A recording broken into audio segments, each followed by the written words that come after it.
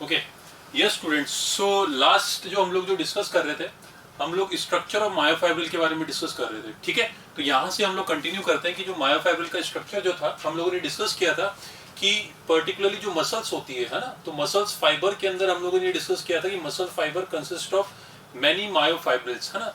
फिर वहां पे हम लोगों ने ये भी डिस्कस किया था कि जो मायोफाइब्रिल है, मायोफाइब्रिल के अंदर आपको बैंड्स देखने को मिलते हैं। ठीक है, तो वहां से हम लोग कंटिन्यू करते हैं कि हम लोगों ने ये डिस्कस किया था कि पर्टिकुलरली जो आई बैंड है, आई बैंड एक ऐसा रीजन होता है जहां पे एक्टिन फिलामेंट प्रेजेंट होते हैं। ठीक है, और ए बैंड जो एक ऐसा रीजन है जहां पे आपका मायोसिन फिलामेंट प्रेजेंट है, और मायोसिन फिलामेंट के साथ साथ ओवरलैपिंग है किसकी, एक्टिन फिलामेंट की। ठीक है, और अल्टरनेशन ऑफ आई बैंड और ए बैंड को हम लोग क्या बोलते हैं, स्ट्राइएशन बोलते हैं। इसलिए हम लोग बोलते हैं कि जो स्केलेटल मसल फाइबर्स जो होती है वो स्ट्राइटेड मसल्स होती है।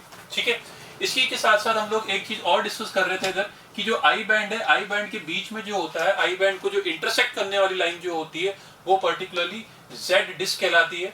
बीच में एक एच जोन होता है जहां पे कोई ओवरलैपिंग नहीं होती है एक्टिन और मायोसिन की। देखिए जो ये रीजन है बीच में जहां पे एक्टिन और मायोसिन की ओवरलैपिंग नहीं है, तो वो पर्टिकुलरली रीजन को हम लोग एच जोन बोलते हैं।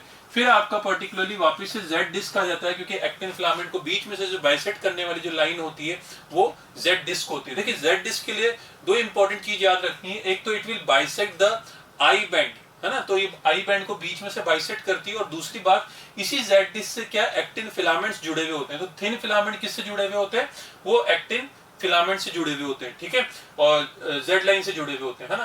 तो यहाँ पे हम लोगों ने ये भी डिस्कस कर लिया कि जो एक्टिन फिलामेंट होते हैं वो थिन फिलामेंट होते हैं, और जो थिक फिलामेंट होते हैं वो मायोसिन फिलामेंट होते हैं। ठीक है, इसी के साथ साथ एक एम लाइन के बारे में भी डिस्कस करते हैं हम लोग, जो पर्टिकुलरली जैसे कि आपको पता है कि जो एक्टिन जो थिन फिलामेंट है, थिन फिलामेंट आपकी जेड लाइन से जुड़े हुए होते हैं, वैसे ही ये जो मायोसिन फिलामेंट है, ये मायोसिन फिलामेंट के बीच में से एक लाइन जाती है जो एम लाइन होती है ना। पर्टिकुलरली ये जो जितनी भी लाइंस में बता रहा हूँ आपको, जेड डिस्क हो गया, है ना, एम लाइन हो गया, तो ये सब प्रोटीनेशियस है, प्रोटीन से बनी हुई, क्योंकि जो मसल फाइबर्स है और जो कॉन्ट्रेक्शन है, कॉन्ट्रेक्शन के लिए क्या चाहिए आपको, प्रोटीन चाहिए, है ना। तो ये हो गया आपका, ये एम लाइन हो गई। एम लाइन जो बनी हुई होती है वो जिस प्रोटीन से बनी हुई होती है उसको हम लोग बोलते हैं मायोमेजिन। ठीक है, इसको क्या बोलते हैं, मायोमेजिन बोलते हैं। और पर्टिकुलरली जो जेड लाइन है, जेड लाइन जिससे बनी हुई होती है उसको हम लोग बोलते हैं एक्टिनिन। ठीक है, so it is different than actin, ये आपको ध्यान रखना है। एक्टिन फिलामेंट अपने अलग चीज है ना, और एक्टिनिन अलग है। तो एक्टिनिन प्रोटीन से क्या बनी हुई है, जेड डिस्क बनी हुई है, जेड लाइन बनी हुई है, जो आई बैंड को बाइसेक्ट कर रही है ना, लाइट बैंड को बाइसेक्ट कर रही है। आई band is the light band, A band is the dark band. तो इसको बाइसेक्ट करने वाली जो लाइन हो गई वो कौन सी हो गई, आपकी जेड डिस्क होगी। किससे बनी हुई है, एक्टिनिन प्रोटीन से बनी हुई है। और जो एम लाइन है, एम लाइन कौन से प्रोटीन से मिलकर बनी हुई है, वो मायोमेजिन प्रोटीन से मिलकर बनी हुई है। ये दोनों बातें आपको क्लियर होगी। ठीक है, तो यहाँ पे एनसीईआरटी में देखिए क्या लाइन दे रखी है, ये हम लोग एक बार रीड कर लेते हैं। The light bands contain actin, बिल्कुल सही बात है कि लाइट बैंड के अंदर क्या होते हैं, थिन फिलामेंट होते हैं, एक्टिन होते हैं। ठीक है, इसको हम लोग आई बैंड और आइसोट्रोपिक बैंड भी बोलते हैं, है ना। Whereas dark band called A band और एन आइसोट्रोपिक बैंड, तो ए बैंड और एन आइसोट्रोपिक बैंड भी बोलते हैं। इसके अंदर क्या है, मायोसिन है आपका, मायोसिन की वजह से आपका डार्क बैंड बन रहा है, और पर्टिकुलरली इसी को हम लोग क्या बोलते हैं, ए बैंड भी बोलते हैं, एन आइसोट्रोपिक बैंड भी बोलते हैं, है ना। तो यहाँ पे आगे देखते हैं क्या दे रखा है, both the proteins are arrange as a rod like structure parallel to each other. ठीक है, and also the longitudinal axis of the myofibril. तो यहाँ पे आप देख रहे हैं कि ये पैरेलल टू ईच अदर है ना, रॉड लाइक स्ट्रक्चर है ना, और लॉन्गिट्यूडनली प्लेस है to the axis of the myofibril, longitudinally place है ना। तो ये आपको मायोफाइब्रिल का स्ट्रक्चर क्लियर हो गया होगा। अब हम लोग और डिटेल स्ट्रक्चर में जा रहे हैं, और अब हम समझेंगे जो कॉन्ट्रेक्टाइल प्रोटीन है, दो कॉन्ट्रेक्टाइल प्रोटीन है, एक एक्टिन हो गया और एक मायोसिन हो गया। इन दोनों प्रोटीन का स्ट्रक्चर हम लोग समझेंगे, और ये जो प्रोटीन है किस तरह से मसल कॉन्ट्रैक्शन में रोल प्ले करते हैं ये भी हम लोग समझेंगे। ठीक है, तो आई होप यहां तक आपको क्लियर होगा। एनसीईआरटी की लाइन हम लोग लाइन बाय लाइन चल रहे हैं, आप एनसीईआरटी पैरेलली अपने पास में खोल के रखिए और एक एक करके लाइन भी क्लियर करते जाइए। ठीक है, डायग्रामेटिकली आपको बहुत ही बेहतरीन तरीके से मैं आपको डायग्राम से एक एक चीज समझा रहा हूं। ठीक है ना, तो देखेंगे आगे, नेक्स्ट स्लाइड। अब आ जाता है बेटा सार्कोमियर का स्ट्रक्चर, है ना। अब ये देखिए यहाँ पे पहले मैं आपको इधर थोड़ा सा बताता हूँ सार्कोमियर है क्या। जब हम लोग देखते हैं कि एक मायोफाइब्रिल में, तो हमको एक पैटर्न देखने को मिल रहा है कि सर यहाँ पे आई बैंड है, फिर ए बैंड है, फिर आई बैंड है, फिर उसके बाद में वापस से आई बैंड। तो इस तरह से अल्टरनेशन ऑफ आई बैंड और ए बैंड आपको देखने को मिलता है। तो ये जो अल्टरनेशन ऑफ ए बैंड और आई बैंड जो देखने को मिल रहा है आपको, इसको स्ट्राइएशन बोलते हैं। अब आपसे पूछा जाए कि मसल फाइबर के अंदर एक फंक्शनल, एक कॉन्ट्रेक्टाइल यूनिट क्या होती है, मतलब कि एक ऐसी स्मॉलेस्ट यूनिट जहां पे हम लोग अगर कॉन्ट्रैक्शन समझे तो हम लोग पूरे स्केलेटल मसल, मतलब कि पूरी कंप्लीट मसल का कॉन्ट्रैक्शन समझ सकते हैं, है ना। देखिए सिंपल सी बात है, अगर मैं बोल रहा हूं कि बाइसेप्स फ्लेक्स करते हैं तो ये मसल कॉन्ट्रैक्ट होती है, हाँ ये बात सही है, बट ये भी तो बहुत सारे मसल फाइबर से बनी हुई है। तो मसल फाइबर तो उसकी एक स्ट्रक्चरल यूनिट हो गई, तो मसल की स्ट्रक्चरल यूनिट क्या होगी, मसल फाइबर हो गई। बट एक फंक्शनल यूनिट क्या होगी कि मसल फाइबर के अंदर भी एक ऐसी यूनिट होनी चाहिए जो कॉन्ट्रैक्ट कर रही है, ऐसी बहुत सारी यूनिट्स भी एक साथ कॉन्ट्रैक्ट कर रही है, पूरा एक मसल फाइबर कॉन्ट्रैक्ट कर रहा है, और ऐसे बहुत सारे मसल फाइबर कॉन्ट्रैक्ट कर रहे हैं तो पूरी मसल कॉन्ट्रैक्ट कर रही है, ठीक है ना। तो सिंपल बात मैं आपको जो समझाना चाह रहा हूं, मैं ये बोल रहा हूं कि जो मायोफाइब्रिल है, मायोफाइब्रिल में जो हमारी स्ट्रक्चरल जो फंक्शनल यूनिट है, फंक्शनल यूनिट जिसकी वजह से कॉन्ट्रैक्शन हो रहा है, वो दो जेड लाइन के बीच का एरिया है। तो यहां पे आप देखिए ये जेड लाइन हो गई और ये जेड लाइन हो गई, तो बिटवीन टू जेड लाइन जो स्ट्रक्चर होता है उसको हम लोग बोलते हैं सार्कोमियर, ठीक है। क्या बोलते हैं इसको, सार्कोमियर बोलते हैं। It is the functional unit,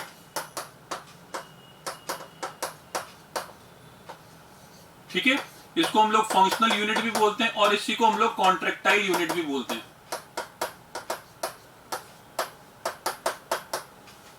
functional unit और कॉन्ट्रैक्टाइल यूनिट, देखिए इसको मैं फंक्शनल और कॉन्ट्रैक्टाइल यूनिट क्यों बोल रहा हूं, क्योंकि ये जो जेड लाइन, जो जेड लाइन के बीच का जो एरिया है ये बार बार रिपीट हो रहा है, मतलब कि टू जेड लाइन जो है वो वापस से रिपीट हो रही है, इधर भी कोई फिर जेड लाइन आ जाएगी, फिर इधर भी कोई जेड लाइन आ जाएगी, है ना।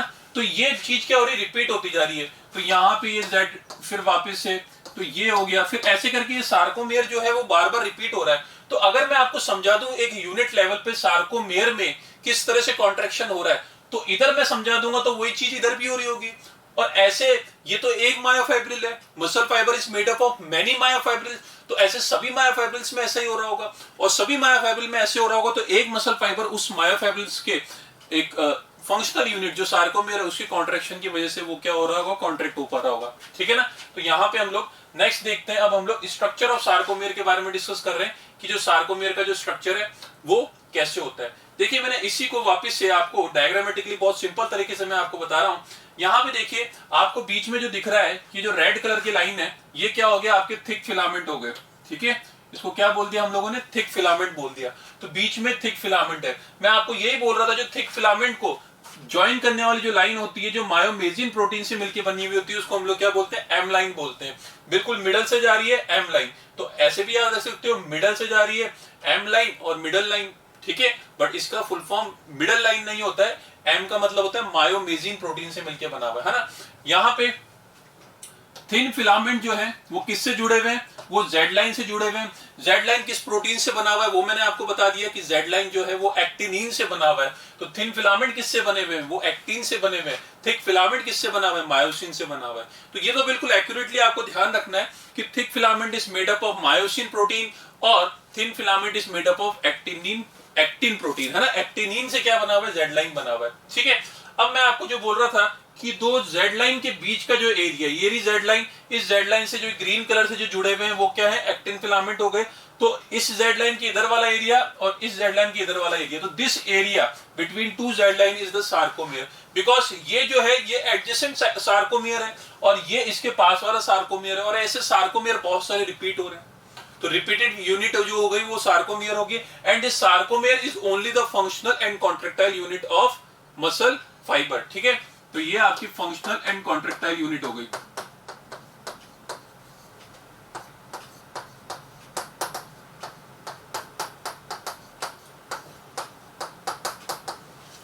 ठीक है, ये हो गई आपकी फंक्शनल एंड कॉन्ट्रैक्टाइल यूनिट। तो मैंने आपको बताया कि between two successive Z line के बीच में जो स्ट्रक्चर होता है उसको सार्कोमियर बोलते हैं, और सार्कोमियर के केस में मैंने आपको ये भी बता दिया कि ये जो सार्कोमियर है बिटवीन टू जेड लाइन का एरिया हो गया।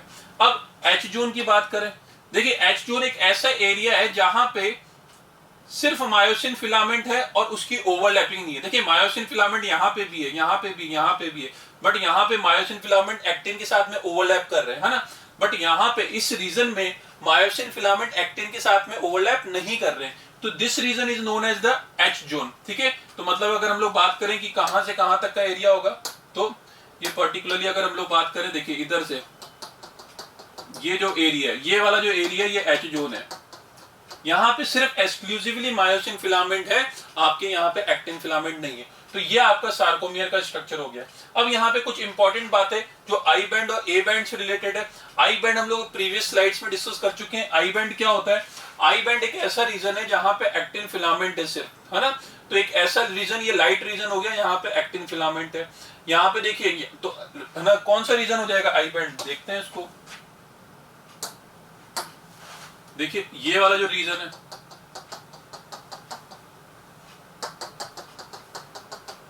ठीक है, तो ये वाला जो रीजन हो जाएगा वो कौन सा हो जाएगा? ये आई बैंड हो जाएगा। ये वाला जो रीजन है पूरा पूरा क्या है?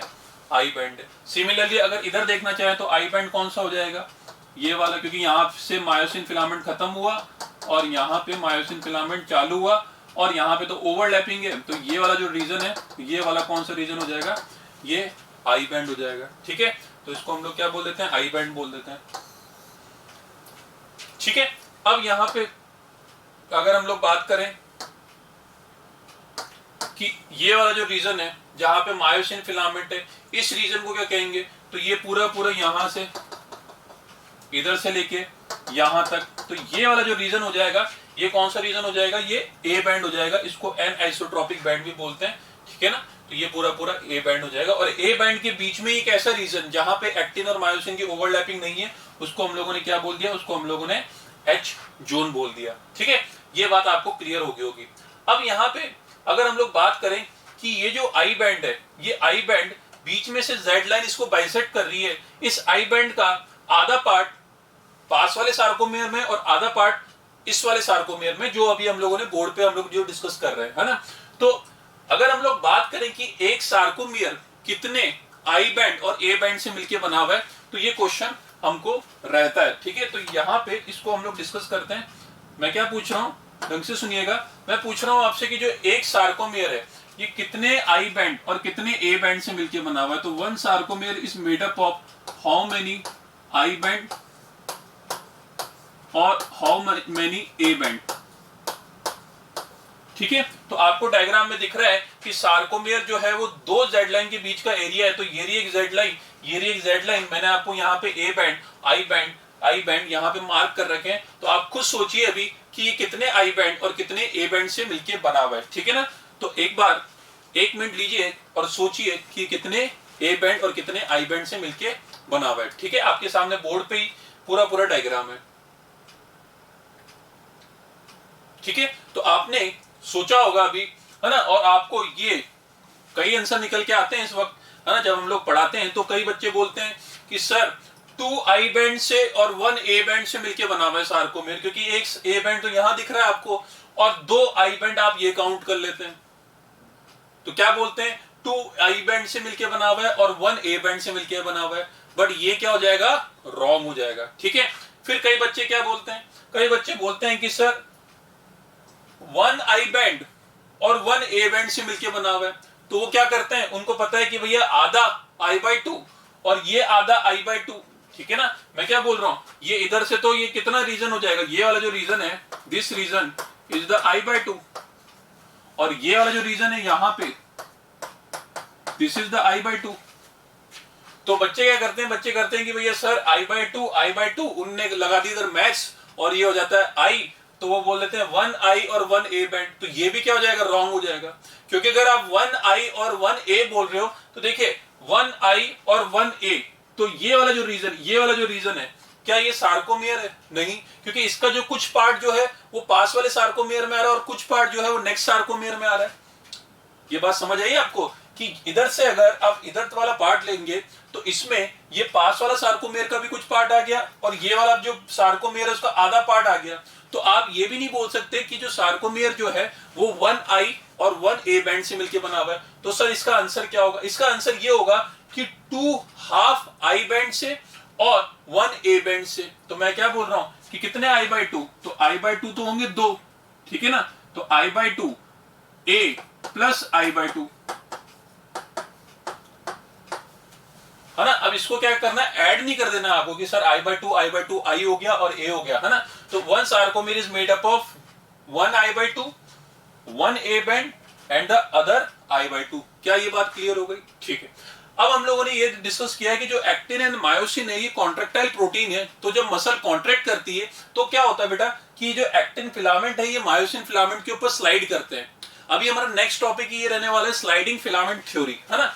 तो यहाँ पे क्या होता है, एक्टिन फिलामेंट मायोसिन फिलामेंट के ऊपर क्या करेंगे, स्लाइड करेंगे, है ना। लेट्स अज्यूम कि अगर ये वाली जो मेरी फिंगर्स हो गई ये एक्टिन फिलामेंट हो गए और बीच में ये पेन जो हो गया ये मायोसिन फिलामेंट हो गए, तो मायोसिन फिलामेंट अपनी जगह पे और ये जो फिंगर्स हैं ये एक्टिन फिलामेंट इसके ऊपर स्लाइड करती है। जब ये स्लाइड करेगी तो आप खुद सोचिए, जब ये स्लाइड करेगी तो ये जो कॉन्ट्रैक्टाइल यूनिट है जो सार्कोमियर उसका साइज क्या हो जाएगा, छोटा हो जाएगा। जब उसका साइज छोटा हो जाएगा, ऐसे बहुत सारे सार्कोमियर एक मायोफाइब्रिल बना रहे हैं और ऐसे बहुत सारे मायोफाइब्रिल एक मसल फाइबर बना रहे हैं, तो मसल फाइबर का भी साइज क्या हो जाएगा, छोटा हो जाएगा। और हमारी मसल जो होती है बहुत सारे मसल फाइबर से मिलकर बनी हुई होती है, तो पूरी पूरी मसल जो है वो क्या हो जाएगी, छोटी हो जाएगी।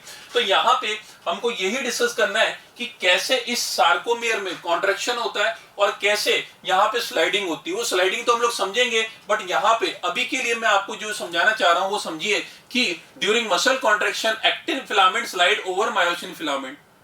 ठीक है, 2018 या 17 का क्वेश्चन है ये, आप देखिएगा मॉड्यूल के अंदर आपको जरूर मिलेगा। आपको पूछा गया स्लाइडिंग फिलामेंट थ्योरी क्या एक्सप्लेन करती है कि एक्टिन मायोसिन के ऊपर स्लाइड करते हैं, मायोसिन एक्टिन के ऊपर स्लाइड करता है, दोनों एक दूसरे के ऊपर करते हैं, या फिर कोई भी स्लाइडिंग नहीं होती है। बेटा देखिए सिंपल सी बात है कि मसल को कॉन्ट्रैक्ट होना पड़ेगा तो ये इसके ऊपर स्लाइड करेंगे। देखिए स्लाइड करने का मतलब ये है कि ये मूव करेंगे and they will approach to the M line. ये जो एम लाइन है इसकी तरफ अप्रोच करेंगे। तो आप इमेजिन करके देखिए कि ये जेड लाइन इधर की तरफ मूव कर रही है और ये भी जेड लाइन इधर की तरफ मूव कर रही है, क्योंकि एक्टिन फिलामेंट मायोसिन फिलामेंट के ऊपर स्लाइड कर रहे हैं। And myosin filament will remain on their position, उसका कोई भी चेंज नहीं होगा। क्वेश्चन आपसे पूछा जाता है कि ड्यूरिंग मसल कॉन्ट्रैक्शन की मायोसिन फिलामेंट स्लाइड करते हैं एक्टिन फिलामेंट के ऊपर या फिर एक्टिन फिलामेंट स्लाइड करती है मायोसिन फिलामेंट के ऊपर, तो एक्टिन फिलामेंट स्लाइड करता है मायोसिन फिलामेंट के ऊपर, है ना। तो इसका मतलब ये हो गया myosin filament will remain on their same position, वो स्लाइडिंग नहीं करते हैं, है ना। तो कई बच्चे बोलते हैं कि सर वो भी तो स्लाइड कर रहे हैं एक्टिन फिलामेंट के ऊपर, बट ये गलत हो जाएगा। देखिए सिंपल सा एक लॉजिक लगाइए, अगर ये प्लेन है ना, और मैं इसके ऊपर स्लाइड कर रहा हूं, ठीक है, तो मैं अगर स्लाइड कर रहा हूं तो क्या ये फ्लोर भी स्लाइड कर रही है कि मेरे ऊपर? नहीं, फ्लोर तो अपनी जगह पे स्टेशनरी है। तो वैसे ही यहाँ पे जो मायोसिन फिलामेंट है, ये मायोसिन फिलामेंट अपनी जगह पे ही रहते हैं, वो और जो एक्टिन फिलामेंट है, एक्टिन फिलामेंट इसके ऊपर स्लाइड करते हैं और वो कहां पे अप्रोच करते हैं, इस एम लाइन की तरफ अप्रोच करते हैं। ठीक है, अब मेरा नेक्स्ट क्वेश्चन है कि अगर सर ये अगर स्लाइड करते हुए यहाँ पे आ गए, ये इधर अप्रोच कर रहे हैं, ऐसे करके ये मूव कर रहे हैं इधर, ठीक है, और इधर से भी ये मूव कर रहे हैं, तो ओवरऑल अगर हम लोग बात करें कि जो सार्कोमियर का जो साइज है वो तो सर छोटा हो जाएगा। The sarcomere of the size of the sarcomere at the time of muscle contraction will reduce. पहली बात तो ये। दूसरी बात ये कि during muscle contraction actin filament slide over myosin filament. ठीक है, तीसरी बात मैं आपको बताने जा रहा हूं, जब मसल कॉन्ट्रैक्शन हो रहा है बेटा, आपसे पूछा जाता है क्या ये एक्टिन फिलामेंट की जो लेंथ है या फिर क्या ये मायोसिन फिलामेंट की लेंथ है, क्या ये चेंज होती है क्या, है ना। अब मैं आपसे सेम चीजें बेटा, अगर देखिए ये पेन है, ये मैंने आपको बोला ये मायोसिन फिलामेंट है, ये एक्टिन फिलामेंट है, जो थिन फिलामेंट है या थिक फिलामेंट है। अब देखिए थिन फिलामेंट इसके ऊपर स्लाइड कर रहा है, कैसे कर रहा है वो हम लोग समझेंगे। ये देखिए स्लाइड करके स्लाइड करते हुए इधर आ गया, है ना, फिर वापस से इधर चला गया, रिलैक्स हो गई मसल, ये वापस कॉन्ट्रैक्ट हो गई। सेम चीज इधर भी हो रही है ना, ये चीज भी इधर हो रही है। तो इस तरह से सार्कोमियर का साइज छोटा हो रहा है और बड़ा होता जा रहा है ना। तो क्या इसकी लेंथ चेंज हो गई, क्या ये पेन की लेंथ चेंज हो गई, इसकी विड्थ चेंज हो गई? नहीं। क्या इस फिंगर्स की, क्या एक्टिन फिलामेंट की लेंथ चेंज हो गई? नहीं। तो during muscle contraction the length of actin filament and myosin filament will remain same, they will not change. क्या ये बात क्लियर है आपको? ठीक है, तो एक्टिन फिलामेंट और मायोसिन फिलामेंट जो सर थिक फिलामेंट है और ये जो तो थिन फिलामेंट है, इसकी लेंथ जो होती है वो क्या होती है, सेम रहती है, इसकी लेंथ चेंज नहीं होती है। बस क्या होता है, एक्टिन फिलामेंट मायोसिन के ऊपर स्लाइड कर जाते हैं और वो एम लाइन की तरफ अप्रोच कर जाते हैं और वो वापस से पीछे हो जाते हैं। तो तीसरी चीज ये है कि length of actin filament and myosin filament will not change, है ना। तो मैंने आपको सार्कोमियर के बारे में बताया कि sarcomere is made up of 2 half I band और 1 ए बैंड। दूसरी चीज मैंने आपको बताई कि particularly during muscle contraction actin filament and myosin filament length will not change. ठीक है ना। तीसरी बात अब डिस्कस करते हैं हम लोग। यहां पे देखिए बेटा, जब मसल कॉन्ट्रैक्शन होता है मसल कॉन्ट्रैक्शन के टाइम पे ये एच जोन का क्या होगा, क्योंकि देखिए साइज ऑफ सार्कोमियर तो रिड्यूस होता है, वो हम लोगों ने देख लिया, क्योंकि जेड लाइन अगर ये पास में अप्रोच करेगी तो अभी साइज ऑफ सार्कोमियर इतना है, बट थोड़ी देर में साइज ऑफ सार्कोमियर इतना हो जाएगा, जब मसल रिलैक्स करेगी वापस बढ़ जाएगा, तो at the time of muscle contraction size of sarcomere will reduce.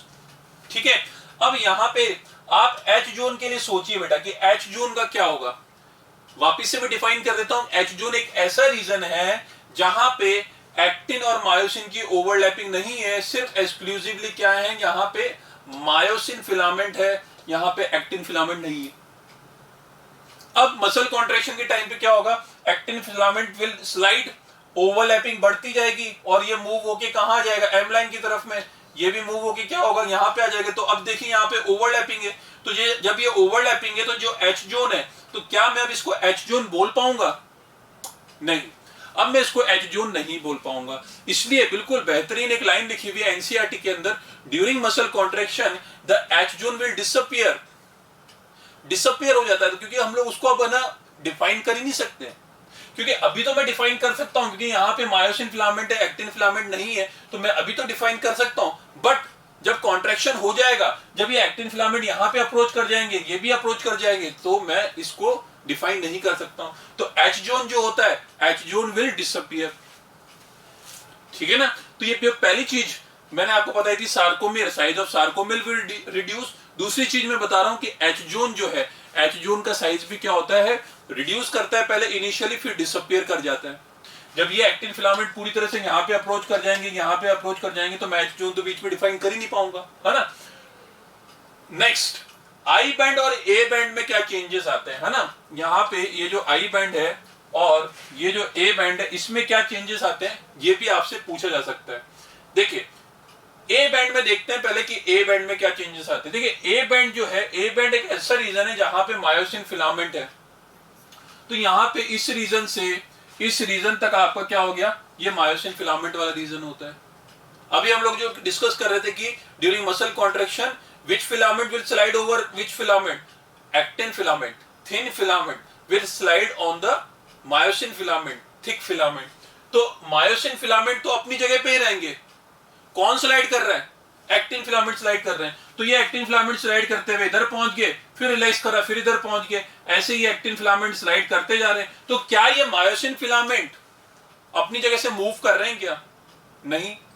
क्या इसकी लेंथ चेंज हो रही है क्या, वो तो सर डिस्कस कर चुके हैं कि सर लेंथ तो चेंज होती नहीं है। मसल कॉन्ट्रैक्शन के टाइम पे एक्टिन और मायोसिन के ऊपर, एक्टिन मायोसिन के ऊपर स्लाइड करता है, दोनों की लेंथ तो चेंज होती नहीं है। जब इसकी लेंथ चेंज नहीं होनी, तो ये जो एरिया है, ये वाला जो एरिया है जहां पे ए बैंड है, क्योंकि ए बैंड हम लोग कौन सा डिफाइन कर रहे हैं, ए बैंड एक ऐसा रीजन है जहां पे मायोसिन फिलामेंट है, डार्क जोन जिसको बोल रहे हैं, डार्क बैंड जिसको बोल रहे हैं हम लोग। तो ये वाला रीजन चेंज हो सकता है क्या, नहीं, ये वाला रीजन चेंज नहीं हो सकता। तो during muscle contraction A band will remain same, है ना, उसके अंदर कोई चेंज नहीं होगा, वो क्या होंगे, कांस्टेंट रहेंगे। ठीक है, अब बात आ जाती है आई बैंड की। तो ये चीज मैं आपसे पूछता हूं, आई बैंड का बताइए बेटा कि आई बैंड जो होता है, आई बैंड, तो आई बैंड चेंज होता है कि नहीं होता है। देखिए डायग्राम आपके सामने, आप खुद देखिए कि मसल कॉन्ट्रैक्शन के टाइम पे क्या होगा, एक्टिन फिलामेंट मूव करेंगे एम लाइन की तरफ, यहां से भी एक्टिन फिलामेंट मूव करेंगे, जेड लाइन भी पीछे पीछे मूव करेगी, साइज ऑफ सार्कोमेर छोटा हो जाएगा, मायोसिन फिलामेंट अपनी जगह पे, तो ए बैंड की लेंथ तो चेंज नहीं हुई, है ना। क्या आई बैंड चेंज हो रहा है क्या, देखिए आई बैंड अभी हम लोग एक ऐसा रीजन बता रहे हैं जहां पे क्या है, सिर्फ एक्टिन फिलामेंट है। देखिए बेटा एक्टिन फिलामेंट तो यहाँ पे भी है, तो क्यों नहीं मैं इसको ना आई बैंड के अंदर ना कंसिडर कर रहा हूं। तो आई बैंड ना पर्टिकुलरली डिफाइन कर रहा है जहां पे सिर्फ आपके एक्टिन फिलामेंट है, थिन फिलामेंट है, तो यहाँ पे देखिए आपके थिन फिलामेंट है सिर्फ। तो ये वाला जो रीजन हो गया, वो कौन सा रीजन हो गया, आई बैंड वाला रीजन हो गया। अब जब मसल कॉन्ट्रैक्शन होगा, तो ये जो रीजन अभी जो ओवरलैप नहीं कर रहा है, ये ओवरलैप करेगा मायोसिन फिलामेंट की, क्योंकि स्लाइडिंग होगी। ऐसे ही जो पास वाले सार्कोमेर का ये जो रीजन है, ये भी मायोसिन के साथ में ओवरलैप करेगा। जब ये ओवरलैप करेगा, क्योंकि अभी ओवरलैपिंग नहीं है, ओवरलैप करेगा, इधर भी ओवरलैप करेगा, तो आई बैंड जो होगा वो क्या होगा, धीरे धीरे क्या होने लग जाएगा, ये रिड्यूस होने लग जाएगा। बिल्कुल, ये चीज को समझने में ही थोड़ा टाइम लगता है, इसको इमेजिन करना पड़ेगा आपको कि I band will reduce at the time of muscle contraction. क्योंकि आई बैंड जो बना हुआ है वो एक ऐसे रीजन से बना हुआ है जहां पे सिर्फ एक्टिन फिलामेंट है, और एक्टिन फिलामेंट की स्लाइडिंग होने लग जाएगी जब मसल कॉन्ट्रैक्शन होगा। जब स्लाइडिंग होगी तो at the time of sliding हम लोग अब इस रीजन को उस तरह से डिफाइन नहीं कर पाएंगे, ये धीरे धीरे छोटा होता जाएगा। ठीक है ना। तो एक बार क्विक रिवीजन करते हैं, हम लोगों ने क्या क्या डिस्कस किया। हम लोगों ने ये डिस्कस किया अभी कि मायोफाइब्रिल के अंदर जो फंक्शनल यूनिट होती है, कॉन्ट्रेक्टाइल यूनिट होती है, वो सार्कोमियर होती है, जो दो जेड लाइन के बीच में बनी हुई होती है। और इसके बीच में अरेंजमेंट क्या होता है, जेड लाइन जो होती है वो एक्टिनिन प्रोटीन से मिलकर बनी हुई होती है। जेड लाइन से जुड़े हुए जो फिलामेंट्स होते हैं, थिन फिलामेंट, वो एक्टिन फिलामेंट होते हैं।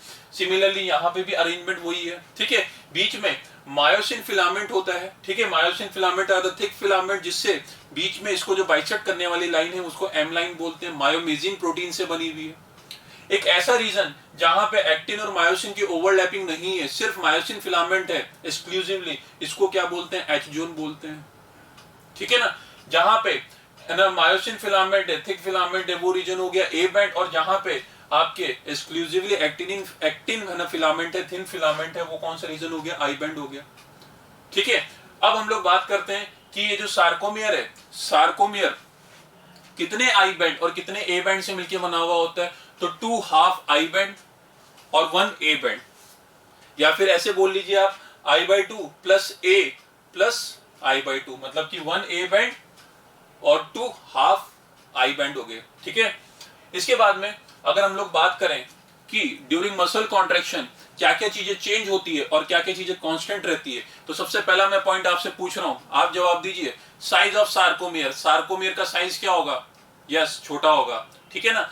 जब हम लोग बात करेंगे at the time of muscle contraction, length of actin and myosin filament will remain same, बिल्कुल सही बात है। तीसरा point, during muscle contraction H zone, H zone का क्या होगा, एच जोन विल डिसअपियर। ठीक है। चौथा point, during muscle contraction length of I band, I band की लेंथ का क्या होगा, it will reduce. And fifth question आपका particularly during muscle contraction the length of A band will remain same. ठीक है। तो यहां पे मैंने आपको जितने भी पॉसिबल क्वेश्चंस थे स्ट्रक्चर ऑफ सार्कोमियर पे वो सारे डिस्कस कर लिए। अब हम लोग एक ही करके देखते हैं कि एनसीईआरटी के अंदर हम लोगों को क्या क्या दे रखा है।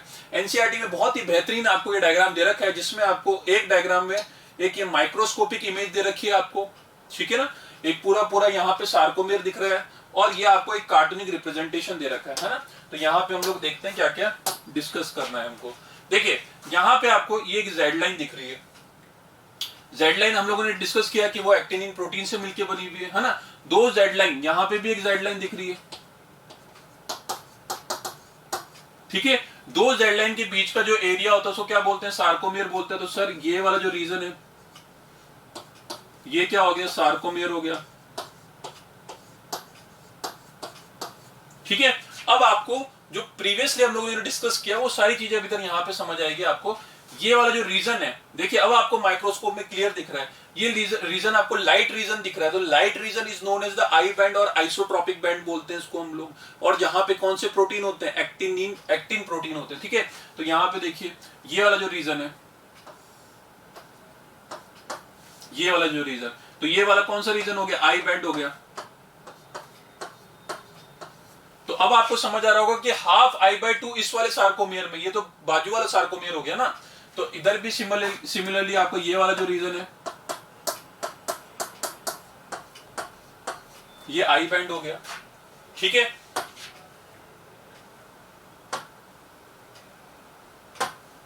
ये वाला रीजन देखिए बीच में, ये वाला रीजन, ये कौन सा रीजन हो गया, ये ए बैंड हो गया, जहां पे मायोसिन फिलामेंट प्रेजेंट है और overlapping with the actin filament present है। ठीक है। देखिए बेटा यहां पे अब है ना ये कार्टूनिक रिप्रेजेंटेशन देखिए। इस कार्टूनिक रिप्रेजेंटेशन में हम लोग देख पा रहे हैं कि जहां पे मायोसिन फिलामेंट है, ये वाला जो रीजन है यहां से, ठीक है, और यहां तक, ये कौन सा बैंड हो गया, ये ए बैंड हो गया। तो ए बैंड हम लोग किसकी वजह से कह रहे हैं, क्योंकि यहाँ पे मायोसिन फिलामेंट है और मायोसिन फिलामेंट की ओवरलैपिंग एक्टिन फिलामेंट के साथ में, या फिर सिर्फ एक्सक्लूसिवली मायोसिन फिलामेंट है। तो सिर्फ जहां पे एक्सक्लूसिवली मायोसिन फिलामेंट है, ये वाला जो रीजन है, ठीक है, इधर से ये वाला जो रीजन है, तो ये जो रीजन जो हो गया जहां पे सिर्फ मायोसिन फिलामेंट है, ओवरलैपिंग नहीं है, इसको एच जोन बोल रहे हैं।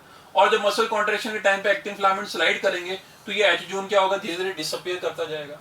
ठीक है, सिमिलरली यहां पे हम लोग रिप्रेजेंट कर रहे हैं कि जहां पे आई बैंड ये वाला जो रीजन है और इधर तक ये जो रीजन है ये आई बैंड हो गया, ये इधर से लेके इधर तक का जो रीजन हो गया वो क्या हो गया, आई बैंड हो गया। तो ये हम लोगों ने एनसीईआरटी का डायग्राम भी समझ लिया। ठीक है, तो यहाँ पे हम लोग अब नेक्स्ट थ्योरी देखते हैं, एनसीईआरटी के अंदर थ्योरी क्या क्या दे रखी है, एक एक करके देखते हैं बेटा।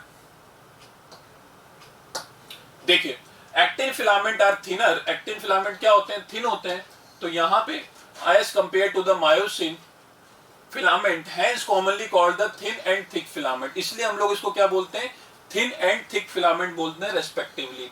तो एक्टिन फिलामेंट क्या होते हैं, थिन फिलामेंट होते हैं, मायोसिन फिलामेंट क्या होते हैं, थिक फिलामेंट हो गए। दूसरी बात, in the centre of I band, देखिए ढंग से देखना, in the centre of I band is an elastic fibre which is known as the Z line which bisect it. ठीक है ना, तो सेंटर में जो होगा वो पर्टिकुलरली कौन सी लाइन होगी आपकी, देखिए जेड लाइन होगी। आई बैंड के सेंटर में कौन सी लाइन होगी, जेड लाइन होगी। ये देखिए आई बैंड के सेंटर में कौन सी लाइन होगी, ये रहा आई बैंड पूरा पूरा, ये रीजन आई बैंड है, इसके बीच में कौन सी लाइन है, जेड लाइन है, बाइसेक्ट कर रही है, इलास्टिक फाइबर से बनी हुई होती है ये। The thin filament are firmly attached to the Z line, thin filament किससे जुड़े हुए हैं, वो जुड़े हुए हैं जेड लाइन से। ठीक है, थिक फिलामेंट किससे जुड़े हुए हैं, थिक फिलामेंट जुड़े हुए हैं आपके एम लाइन से, और पर्टिकुलरली थिक फिलामेंट जो रीजन है उसको हम लोग ए बैंड बोलते हैं, और इसके बीच में एक थिन फाइब्रस मेम्ब्रेन होती है जिसको हम लोग एम लाइन भी बोलते हैं। किससे बनी हुई है, मायोमेजिन प्रोटीन से बनी हुई है। बिल्कुल एनसीईआरटी की एक ही करके लाइन देख रहे हैं हम लोग। ये देखिए अब, the A and I band are arrange alternatively throughout the length of myofibril. ये कैसे अरेंज है, अल्टरनेटिवली अरेंज है। अल्टरनेटिवली का मतलब ये हो गया कि पहले एक्टिन है फिर मायोसिन है, देखिए पहले एक्टिन है फिर मायोसिन है फिर एक्टिन है फिर मायोसिन है, इस तरह से अरेंजमेंट है।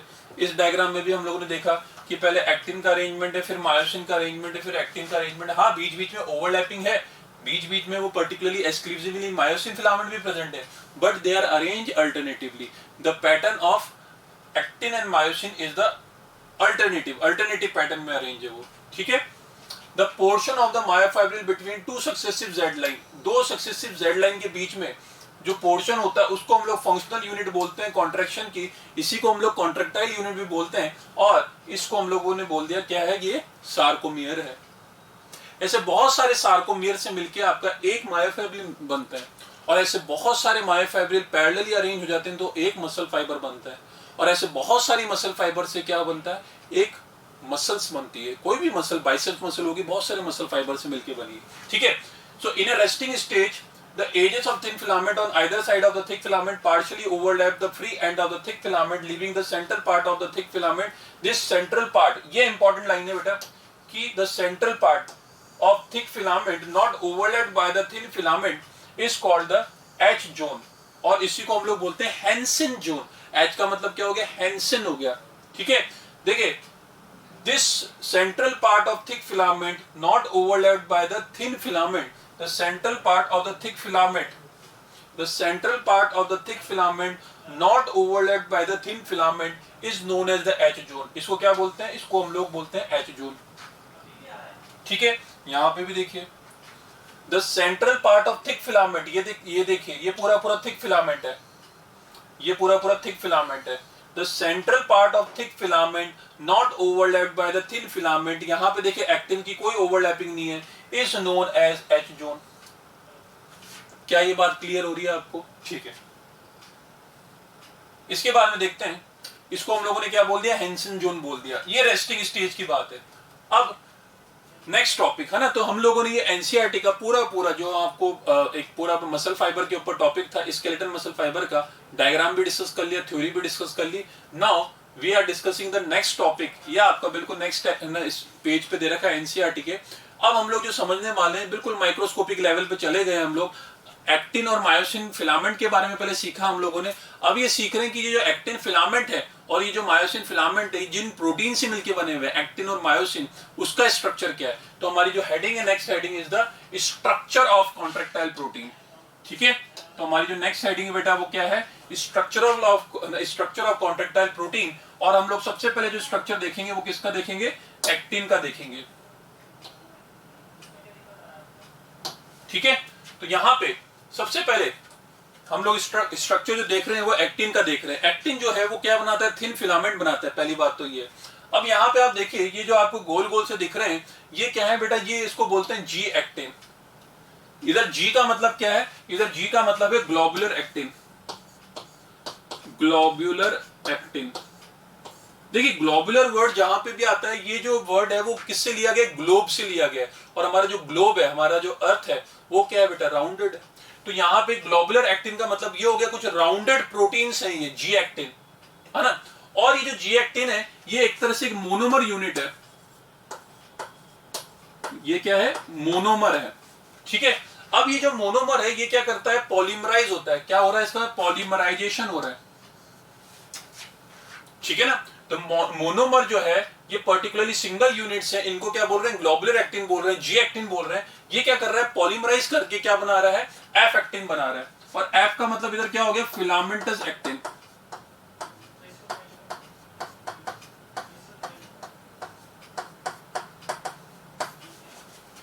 ठीक है, क्या बोल रहे हैं, फिलामेंटस एक्टिन। तो जी एक्टिन, ग्लोबुलर एक्टिन, छोटे छोटे से, है ना। अच्छा, इसको ऐसे भी समझ सकते हैं बेटा हम लोग, है ना। आपके पास में क्या है ना, वो मोती है कुछ, है ना, जिससे हार बनता है, कोई भी नेकलेस बनता है। तो वो जो मोती हो गए, एक एक मोती जो हो गया वो क्या हो गया, जी एक्टिन हो गया बेटा। और उसको जैसे आपने थ्रेड के अंदर, कोई धागे के अंदर उसको डालते गए आप, और एक पूरा एक नेकलेस बना दिया आपने, ठीक है ना, तो वो क्या हो गया, एफ एक्टिन हो गया। तो ये अभी फिलामेंट की फॉर्म में दिख रहा है आपको, तो ये क्या हो गया, फिलामेंटस हो गया। और एक ग्लोबुलर गोल गोल से दिख रहे हैं, एक सिंगल सिंगल यूनिट दिख रही है, मोनोमर यूनिट दिख रही है, तो ये क्या हो गया आपका, जी एक्टिन हो गया। तो पॉलीमराइजेशन होने के बाद में फिलामेंटस एक्टिन, ये एक्चुअली एक पॉलीमर है, और ये क्या है, एक मोनोमर है। इसको हम लोग ऐसे भी समझ सकते हैं।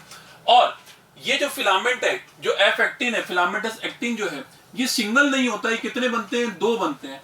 तो कितने एफ एक्टिन है ना चाहिए होते हैं हमको, एक एक्टिन फिलामेंट बनाने के लिए, है ना, दो एफ एक्टिन चाहिए होते हैं, है ना। कैसे, दो एफ एक्टिन, ये आपको इधर दिख रहा होगा, देखिए ये एक एफ एक्टिन हो गया। और सबसे बड़ी बात जो है बेटा, ये जो होते हैं ये हेलिकली कॉइल्ड होते हैं, है ना। ये देखिए इस तरह से हेलिकली कॉइल्ड है। हेलिकली कॉइल्ड का मतलब क्या होता है बेटा, अगर आपने दो थ्रेड ले लिए, एक थ्रेड और दूसरा थ्रेड, और दोनों को पकड़ लिया साथ में और यूं घुमाने लग गए उसको, तो वो क्या हो गया, वो हेलिकली कॉइल्ड हो गया। जैसे डीएनए कॉइल्ड होता है हेलिकली, है ना, तो वैसे ये हेलिकली कॉइल्ड है। तो कितने एफ एक्टिन है, दो एफ एक्टिन हो गए। और किससे बना है, वो जी एक्टिन से बना हुआ है ना। अब यहाँ पे मैं आपको एक चीज और बताता हूं, क्योंकि अभी हम लोगों को क्या देखना है बेटा, हम लोगों को समझना है कि मसल कॉन्ट्रैक्शन के टाइम पे एक्टिन फिलामेंट मायोसिन फिलामेंट के ऊपर स्लाइड कैसे करते हैं। क्योंकि अभी हम लोग यही बात कर रहे हैं ना कि एक्टिन फिलामेंट मायोसिन फिलामेंट के ऊपर स्लाइड करते हैं ड्यूरिंग मसल कॉन्ट्रैक्शन। तो वो कैसे करते हैं, तो कहीं ना कहीं एक्टिन एंड मायोसिन के बीच में कुछ इंटरेक्शन होता होगा, कुछ बाइंडिंग एफिनिटी शो करते होंगे, कुछ बाइंडिंग साइट होती होगी एक्टिन के ऊपर भी मायोसिन के ऊपर भी। उसी को समझने के लिए हम लोग पूरा स्ट्रक्चर देख रहे हैं एक्टिन और मायोसिन का, है ना। तो ये जो बाइंडिंग साइट है इस डायग्राम में आपको नहीं दिख रही है, बट यहां पे क्या होता है बेटा, यहां पे क्या होता है, हर जी एक्टिन के ऊपर देखिए इस तरह से यहां पे क्या होता है, बाइंडिंग साइट होती है इसके ऊपर। जैसे ये हो गई, ये बाइंडिंग साइट होती है, हर जी एक्टिन के ऊपर बाइंडिंग साइट होती है ना। तो इसको अभी हम लोग आगे देखेंगे। तो इस तरह से इसके ऊपर बाइंडिंग साइट होती है। तो ये जो मैं अलग से कलर से जो मार्क कर रहा हूं, इसका मतलब ये हो गया कि ये क्या हो गया, इसके ऊपर बाइंडिंग साइट हो गई। और इस बाइंडिंग साइट को हम लोग क्या बोलते हैं, क्योंकि ये जो है बेटा, ये है, हम लोग स्ट्रक्चर जो डिस्कस कर रहे हैं वो डिस्कस कर रहे हैं किसका, एक्टिन का। तो एक्टिन के ऊपर जो साइट होती है उसको हम लोग बोलते हैं मायोसिन बाइंडिंग साइट। तो यहाँ पे ये जो साइट मैंने बताई है आपको, ये जो हो गई, ये मायोसिन बाइंडिंग साइट हो गई। तो इसका मतलब यहाँ पे क्या बाइंड करेगा बेटा, यहाँ पे बाइंड करेगा मायोसिन, जब मसल कॉन्ट्रैक्शन होना होगा। तो ऐसे ये जो मायोसिन बाइंडिंग साइट है यहाँ पे भी है बेटा, क्योंकि इन्हीं से तो बना है ये सारी की सारी मायोसिन बाइंडिंग साइट, ठीक है। तो अभी हम लोग डिस्कस करेंगे कि मायोसिन बाइंडिंग साइट का क्या सिग्निफिकेंस है। तो ये बात आपको इतनी क्लियर हो गई होगी कि जी एक्टिन जो है, जी एक्टिन दो एफ एक्टिन बनाते हैं जो हेलिकली कॉइल्ड है, इसको हम लोग पॉलीमराइजेशन बोलते हैं। ग्लोबुलर एक्टिन, फिलामेंटस एक्टिन, दोनों चीज समझ आ गई आपको। हर जी एक्टिन के ऊपर, हर ग्लोबुलर एक्टिन के ऊपर कौन सी साइट होती है, मायोसिन बाइंडिंग साइट होती है, ठीक है। अब यहाँ पे देखिए, यहाँ पे क्या दे रखा है आपको, ईच एक्टिन मतलब thin filament is made up of how many F actin, 2 F actins, ठीक है। They are helically bound to each other, दिख रहा है हमको डायग्राम में, ठीक है। Each F actin is a polymer of monomeric G globular actin, बिल्कुल एनसीईआरटी की लाइन है बेटा, एक एक करके देखते जाइए कि हर F actin जो होता है वो किससे बना हुआ होता है, वो पॉलीमर होता है किसका, G actin का, ठीक है। नेक्स्ट स्लाइड देखते हैं हम। ये देखिए एक और डायग्राम के थ्रू मैं आपको समझा रहा हूं। यहां पे दो F actin जो हम लोगों ने डिस्कस किया था, जो हेलिकली कॉइल्ड थे, वो तो है ही इसके साथ में। इसके साथ में बेटा दो और प्रोटीन्स होते हैं। एक्टिन फिलामेंट जो थिन फिलामेंट होता है वो तीन प्रोटीन से मिलकर बना होता है। एक तो अभी हम लोगों ने देखा कि जी एक्टिन जो है, जी एक्टिन पॉलीमर करके दो एफ एक्टिन बना दिया, तो दो एफ एक्टिन हो गए। अब मैं आपको दो प्रोटीन और बता रहा हूं। एक होता है बेटा ट्रोपोमायोसिन के फिलामेंट और एक होता है ट्रोपोनिन, वो हम लोग डिस्कस कर रहे हैं, तो वो देखिए बेटा, ठीक है। तो ये जो है, ये जो गोल गोल आपको दिख रहा है, ये तो सारे के सारे जी एक्टिन हो गए, पॉलीमराइज करके क्या बना दिया उन्होंने, एफ एक्टिन बना दिया। तो ये तो एक्टिन हो गया, एफ एक्टिन हो गया, देखिए। और इसके ऊपर ये जो ब्लैक डॉट है, ये ब्लैक डॉट मैंने अभी अभी आपको बताया था, ये कौन सी बाइंडिंग साइट होती है, ये होती है मायोसिन बाइंडिंग साइट। तो ये जो साइट हो गई, ये कौन सी होगी, मायोसिन बाइंडिंग साइट। तो इसको मैं MBS से लिख रहा हूं, मायोसिन बाइंडिंग साइट, एक्टिन के ऊपर मायोसिन बाइंडिंग साइट। अब ये हेलिकली कॉइल्ड है एफ एक्टिन्स, दो एफ एक्टिन्स हैं। इन दो एफ एक्टिन्स के पैरेलली एक और फिलामेंटस प्रोटीन रन करता है, जिसको हम लोग क्या बोलते हैं, ट्रोपोमायोसिन, ठीक है ना। और ट्रोपोमायोसिन क्या कर रहा है, ट्रोपोमायोसिन अगर आप देख पा रहे हैं ढंग से क्लियरली डायग्राम में, तो जितने भी ये जो ब्लैक डॉट्स हैं, जिसको हम लोगों ने मायोसिन बाइंडिंग साइट बोला था, और जिसको मैंने यहां पे इस डायग्राम में कलर से मार्क किया था, इस मायोसिन बाइंडिंग साइट को ये क्या कर रहा है, कवर करके रख रखा है, इसको मास्क करके रख रखा है, हाइड करके रख रखा है, ठीक है ना। तो यहां पे मैं क्या बोल रहा हूं, ये जो ट्रोपोमायोसिन जो है, ट्रोपोमायोसिन करके क्या रखा है उसने, mask active binding site for myosin, क्योंकि यहां पे मायोसिन को बाइंड होना है, और इस मायोसिन को बाइंड होने के लिए यहां पे ये साइड जो होनी चाहिए एक्सपोज होनी चाहिए। बट रेस्टिंग स्टेज, ये आप कंडीशन मान लीजिए, हम लोग रेस्टिंग स्टेज की बात कर रहे हैं, at the time of rest, जब मसल को कॉन्ट्रैक्ट नहीं होना, उसको रेस्टिंग स्टेज बोलते हैं हम लोग। रेस्टिंग स्टेज के टाइम पे क्या होता है, ये ट्रोपोमायोसिन इस तरह से हेलिकली रन कर रहा है, पैरेलली रन कर रहा है, जिससे क्या हो रहा है, जितनी भी मायोसिन बाइंडिंग साइट है वो सारी सारी हाइड है, छुपी हुई है वो। अब एक्टिन इसके जो पर्टिकुलरली मायोसिन जो है वो इसके साथ में इंटरेक्ट नहीं करेगा, तो myosin binding site, it will mask the active binding site for myosin on actin filament, कौन, ट्रोपोमायोसिन, ठीक है।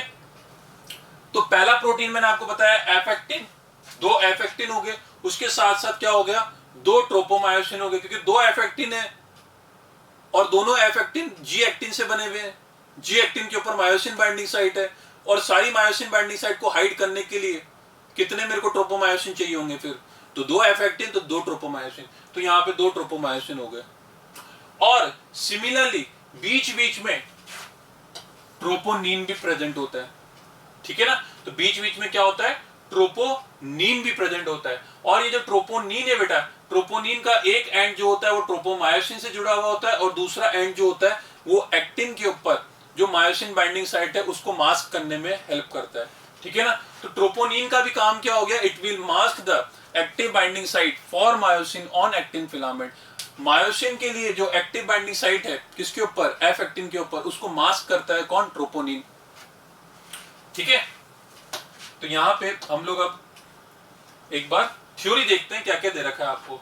The two filaments of another protein tropomyosin, tropomyosin दिख रहे हैं आपको, also run close to the F actin throughout its length, ये चीज समझ आ गई।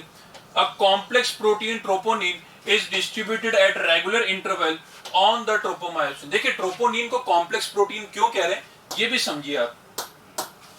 देखिए ट्रोपोनिन जो है वो, ट्रोपोनिन एक सिंगल प्रोटीन नहीं है, ये एक से ज्यादा प्रोटीन से मिलकर बना हुआ है, एक से ज्यादा पॉलीपेप्टाइड चेन से मिलकर बना हुआ है। तो ट्रोपोनिन जो बना हुआ होता है वो तीन चीजों से मिलकर बना हुआ होता है। एक इसके ऊपर टीपीसी होता है, एक इसके ऊपर टीपीआई होता है, और एक इसके ऊपर टीपीटी होता है। इसको हम लोग और डिटेल में आगे भी पढ़ेंगे। जस्ट मैं अभी आपको बता रहा हूँ कि ट्रोपोनिन जो है वो उसके जो होती है 3 यूनिट्स होती है, 3 सब यूनिट्स होती है, ठीक है। तो जो टीपीसी होती है, टीपीसी क्या होती है, कैल्शियम बाइंडिंग साइट ट्रोपोनिन के ऊपर होती है, calcium binding site on troponin. TPI का मतलब क्या होता है, टीपीआई जो होती है वो इनहिबिटरी साइट होती है, ठीक है। टीपीआई का मतलब क्या होता है, वो इनहिबिटरी साइट होती है।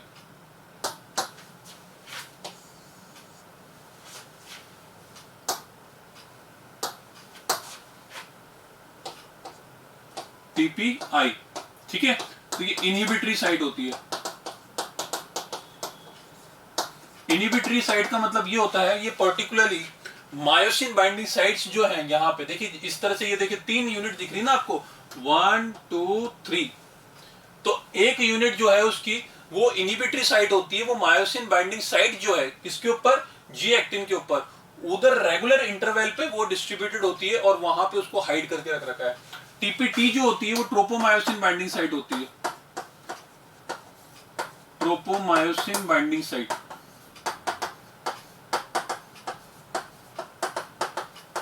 ट्रोपोमायोसिन बाइंडिंग साइट का मतलब क्या हो गया कि एक साइड से वो ट्रोपोमायोसिन पे जुड़ा हुआ है, एक साइड से टीपीआई का मतलब वो मायोसिन बाइंडिंग साइट जहां जहां उसको हाइड करके रख रखा है, और दूसरी जो टीपीसी साइट है वो एक कैल्शियम बाइंडिंग साइट है, वहां पे क्या होता है, कैल्शियम आके जुड़ता है।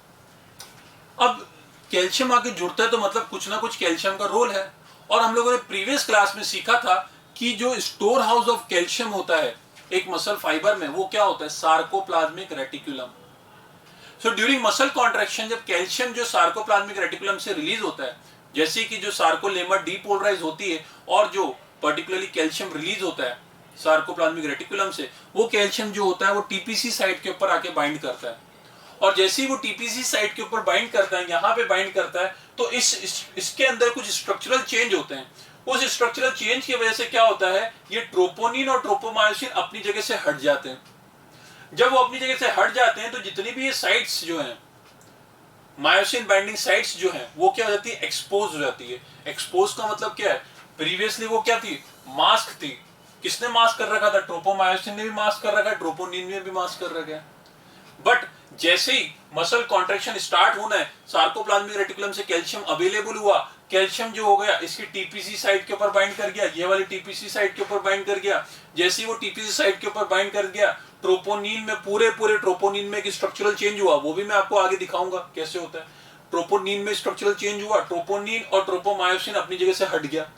जब वो अपनी जगह से हट गया तो जितनी भी सारी की सारी जो मायोसिन बाइंडिंग साइट है, देखिए लिखा हुआ है बाइंडिंग साइट, तो बाइंडिंग साइट सारी की सारी क्या हो जाएगी, एक्सपोज हो जाएगी। किसके लिए एक्सपोज हो जाएगी, मायोसिन के लिए। मायोसिन उससे इंटरेक्ट कर पाएगा और मायोसिन की इंटरेक्शन की वजह से क्या होगा, मसल कॉन्ट्रैक्शन हो पाएगा, ठीक है। तो यहां पे इन द रेस्टिंग स्टेट सब unit of troponin mask the active binding site for myosin on the actin filament. तो देखिए एनसीईआरटी ने क्या कह रखा है, एनसीईआरटी ने ट्रोपोनिन के बारे में बता रखा है। ट्रोपोनिन क्या करता है, वो मास्क करता है active binding site for myosin on actin filament. But diagrammatically अगर आप देखें तो ये मास्किंग ट्रोपोमायोसिन के थ्रू भी की जाती है। तो अब आपको एग्जाम में अगर क्वेश्चन पूछा जाए, ढंग से सुनना, अगर आपसे क्वेश्चन पूछा जाए द प्रोटीन है ना, और the sub unit of which protein, सब unit of which protein mask the active binding site for myosin on the actin filament, question आया हुआ इसलिए मैं आपको बोल रहा हूं, तो आपका आंसर क्या जाएगा, ट्रोपोनिन जाएगा, ठीक है ना। क्योंकि आपको क्या पूछ रहा है, वो सब यूनिट ऑफ प्रोटीन पूछ रहा है, वो आपको कॉम्प्लेक्स प्रोटीन के बारे में पूछेगा, है ना। वो अगर कॉम्प्लेक्स प्रोटीन बोलेगा, सब unit of which complex protein, तो आप क्या मार्क करोगे, आप मार्क करोगे ट्रोपोनिन। और अगर आपसे क्वेश्चन पूछा जाए the filamentous protein run parallel to the F actin and mask the active binding site for myosin on actin filament, तो फिर क्या मार्क करोगे, फिर आप मार्क करोगे क्या, ट्रोपोमायोसिन। देखिए इसको पकड़ने वाली बात क्या है, वो पकड़ने वाली बात यह है कि फिलामेंटस, क्योंकि ट्रोपोमायोसिन क्या है, फिलामेंट है, और ट्रोपोनिन क्या है, ट्रोपोनिन एक कॉम्प्लेक्स प्रोटीन है। दोनों में डिफरेंस है। जैसे ही आपको एग्जाम में फिलामेंटस दिखे, ट्रोपोमायोसिन मार्क करेंगे क्योंकि वो फिलामेंटस है। ट्रोपोनिन थोड़ा ना फिलामेंटस, ट्रोपोनिन तो आपको एक कॉम्प्लेक्स प्रोटीन है, तो कॉम्प्लेक्स प्रोटीन दिखेगा क्वेश्चन के अंदर तो क्या मार्क करेंगे, ट्रोपोनिन मार्क करेंगे।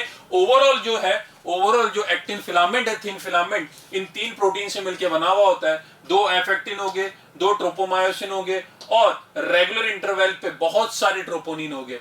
इस डायग्राम में 2 बने हुए, इसका मतलब ये नहीं है कि सिर्फ 2 होते हैं, बहुत सारे ट्रोपोनिन होते हैं, रेगुलर इंटरवल पे डिस्ट्रीब्यूटेड होते हैं। और ट्रोपोनिन का बहुत एक इंपॉर्टेंट रोल है। क्या इंपॉर्टेंट रोल है, इसके ऊपर एक टीपीसी साइट होती है।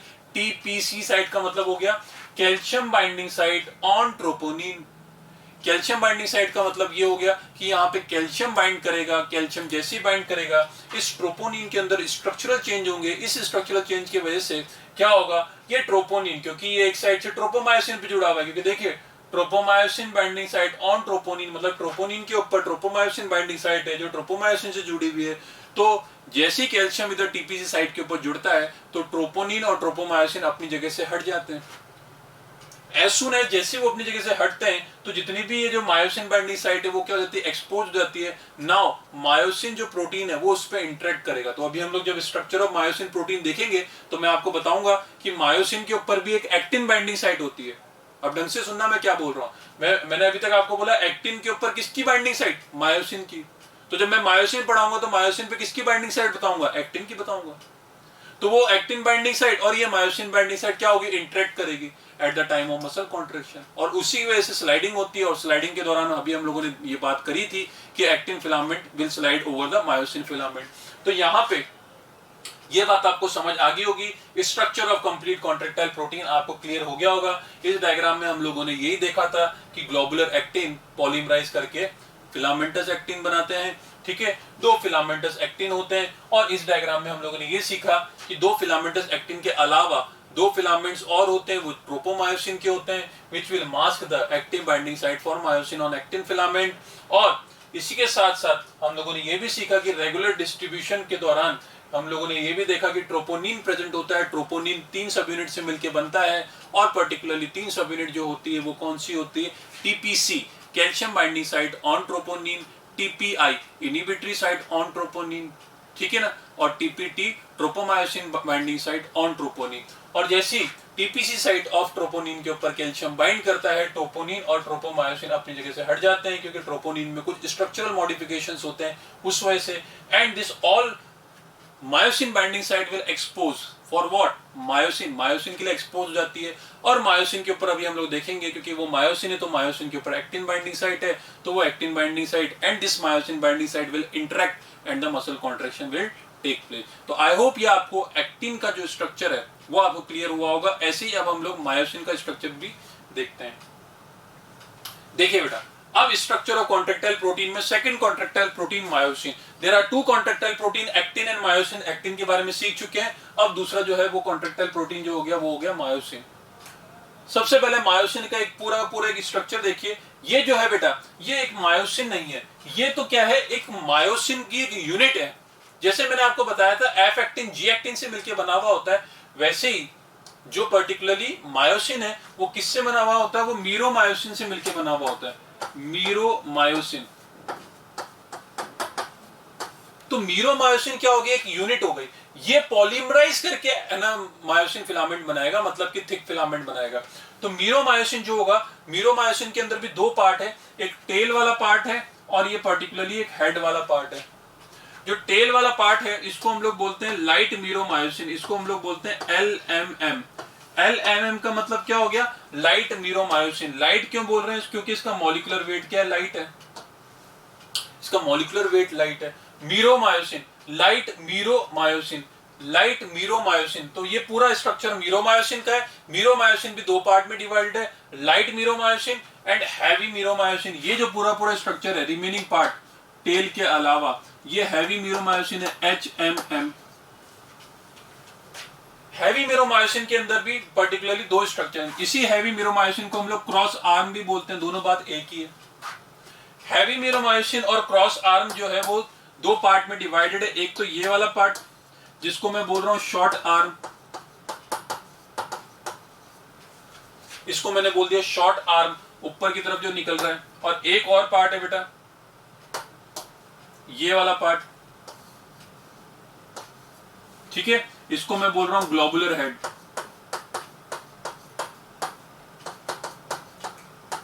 ग्लोबुलर हेड, तो globular head and short arm ये दोनों मिलके क्या बनाते हैं, HMM बनाते हैं, हैवी मीरोमायोसिन बनाते हैं।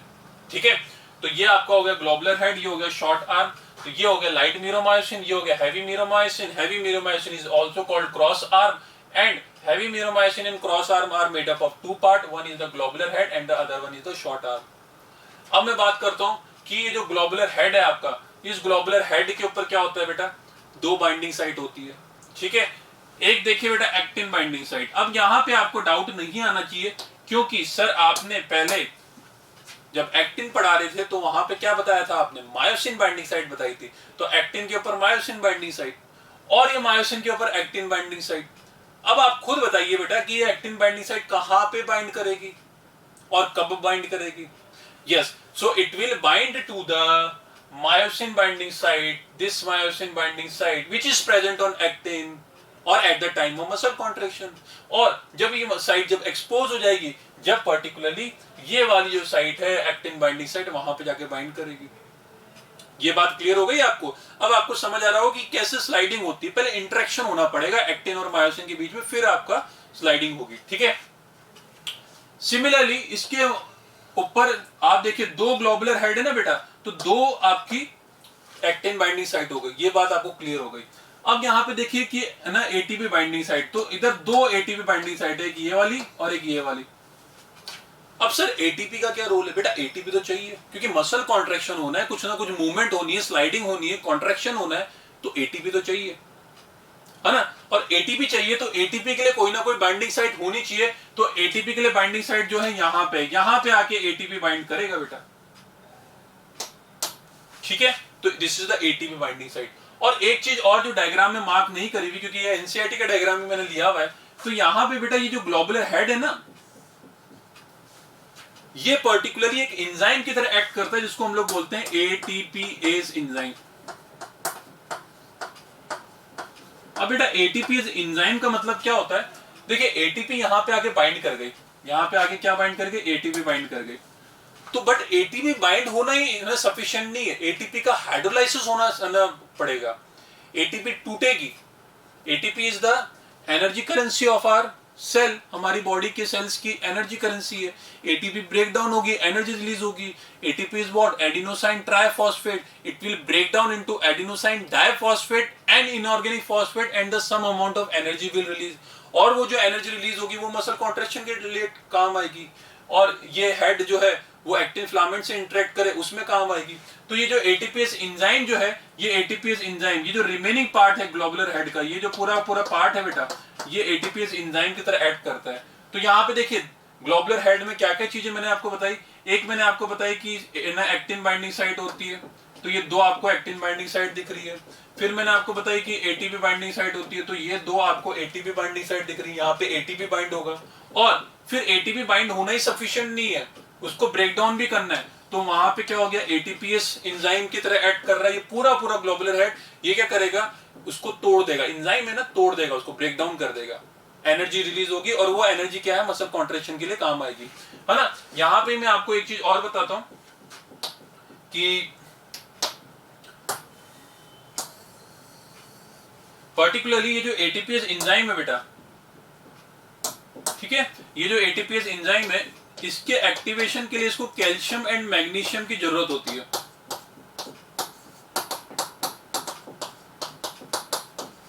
ठीक है, एक्टिवेशन के लिए, एटीपीएस एंजाइम के एक्टिवेशन के लिए इसको क्या किसकी जरूरत होती है, एटीपीएस एंजाइम को एक्टिवेट होने के लिए किसकी जरूरत होती है, कैल्शियम एंड मैग्नीशियम की जरूरत होती है, क्योंकि कुछ एंजाइम्स को कोफैक्टर की जरूरत होती है फॉर द एक्टिवेशन। ठीक है, तो अब देखते हैं बेटा मैंने आपको क्या क्या बता दिया। Each myosin thick filament is also the, ये भी एक पॉलीमराइज प्रोटीन है, मैंने आपको बताया ये तो एक यूनिट है ना। मैनी मोनोमेरिक प्रोटीन को बोलते हैं हम लोग मीरोमायोसिन बोलते हैं। कॉन्स्टिट्यूट वन थिक फिलामेंट, एक थिक फिलामेंट को बनाने के लिए बहुत सारे मीरोमायोसिन लगते हैं।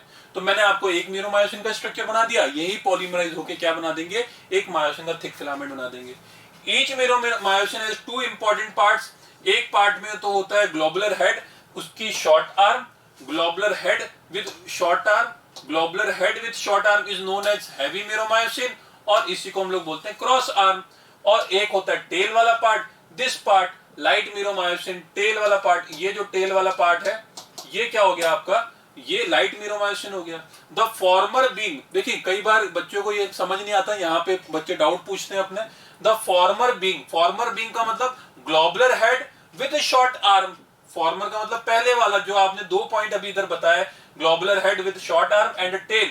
The former being globular head with short arm called heavy meromyosin. इसको क्या बोलते हैं, हैवी मीरोमायोसिन बोलते हैं। तो globular head with short arm is known as heavy meromyosin. और द लेटर का मतलब टेल की बात कर रहा है, इसको बोलते हैं लाइट मीरोमायोसिन और LMM। तो यहाँ पे बेटा हम लोगों ने जो डिस्कस किया है वो क्या डिस्कस किया है, structure of contractile protein. Myosin का भी कंप्लीट स्ट्रक्चर हम लोगों ने डिस्कस कर लिया है। देखिए और मैं आपको एक इंटरेस्टिंग डायग्राम से समझाता हूँ इसी चीज को। यहाँ पे आप देखिए कि यहाँ पे जैसे हम लोगों ने अभी डिस्कस किया था, जो मीरोमायोसिन है वो मीरोमायोसिन पॉलीमराइज होकर क्या बनाता है, मायोसिन थिक फिलामेंट बनाता है। तो ये देखिए ये आपको अब थिक फिलामेंट कंप्लीट दिख रहा है, तो ये हो गया आपका मायोसिन मॉलिक्यूल। और ये जो आपको हेड दिख रहे हैं, ये हेड क्या होते हैं, वो एक्टिन फिलामेंट से इंटरेक्ट करते हैं। अब आपको इस डायग्राम में दोनों प्रोटीन दिख रहे हैं, आपको एक्टिन भी दिख रहा है। पहले सिर्फ ये आपको एक लाइन की फॉर्म में मैं दिखा रहा था, अब मैं आपको एक्चुअल बता रहा हूं कि वो कैसे बना हुआ। देखिए बेटा यहाँ पे आपको बहुत सारे जी एक्टिन का पॉलीमराइजेशन होने की वजह से एफ एक्टिन बनता हुआ दिख रहा है। यहाँ पे आपको पैरेलली रन ट्रोपोमायोसिन दिख रहे हैं, बीच बीच में आपको ट्रोपोनिन दिख रहे हैं। तो ये कंप्लीट क्या हो गया, एक्टिन मॉलिक्यूल हो गया। मायोसिन मॉलिक्यूल किससे बना हुआ होता है, बहुत सारे मीरोमायोसिन से मिलकर बना हुआ होता है। तो देखिए यहाँ पे टेल वाला पार्ट तो अंदर की तरफ है और हेड इसके बाहर की तरफ निकल रहे हैं, ठीक है। तो ये आपको हो गया मायोसिन फिलामेंट, ठीक है।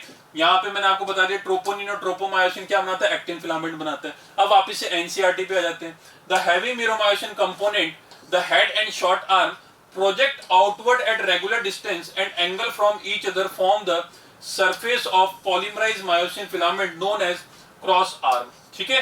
तो देखिए ये बाहर की तरफ निकले हुए हैं, प्रोजेक्ट आउटवर्ड्स, ठीक है। तो इधर भी आप देख रहे हैं it will projects out and form the cross arm. तो ये क्रॉस आर्म वाला पॉइंट क्लियर हो गया। The globular head is an active ATPs enzyme has binding site for ATP and active site for actin. ये चीज हम लोगों ने क्लियर कर ली है कि इसके ऊपर एक्टिन के लिए बाइंडिंग साइट होती है, एटीपी बाइंडिंग साइट होती है, ठीक है। तो ये डायग्राम हमारा क्लियर है। इसके बाद एक और डायग्राम से समझिए आप, यहाँ पे देखिए ये मायोसिन फिलामेंट है और ये मायोसिन फिलामेंट जो है वो बहुत सारे मीरोमायोसिन से मिलकर बना हुआ है। और यहाँ पे आपको इसको ग्लोबुलर हेड बाहर की तरफ में प्रोजेक्ट होते हुए दिख रहे हैं, ठीक है। ये आपको एक्टिन फिलामेंट दिख रहा है। एक्टिन फिलामेंट के बारे में डिस्कस करने की जरूरत ही नहीं है, किस किस से बना हुआ है, एफ एक्टिन से, ट्रोपोनिन से और ट्रोपोमायोसिन मॉलिक्यूल की। तो ऐसे ही आपको इस तरह से पैरेलली अरेंज, एक्टिन फिर मायोसिन फिर एक्टिन, इस तरह से आपको स्ट्रक्चर दिख रहा है। ये आपको पूरा पूरा एक मायोसिन का मॉलिक्यूल दिख रहा है, जिसके अंदर आपको ये टेल वाली पार्ट दिख रहा है और ये ग्लोबुलर हेड दिख रहा है। इसको हम लोग लाइट मीरोमायोसिन भी बोलते हैं, इसको हैवी मीरोमायोसिन भी बोलते हैं हम लोग, ठीक है। तो the heavy meromyosin component, the head and short arm project outward at regular distance, angle form each other form the polymerised myosin filament is known as cross arm. ये हम लोग डिस्कस कर चुके हैं पिछली स्लाइड में।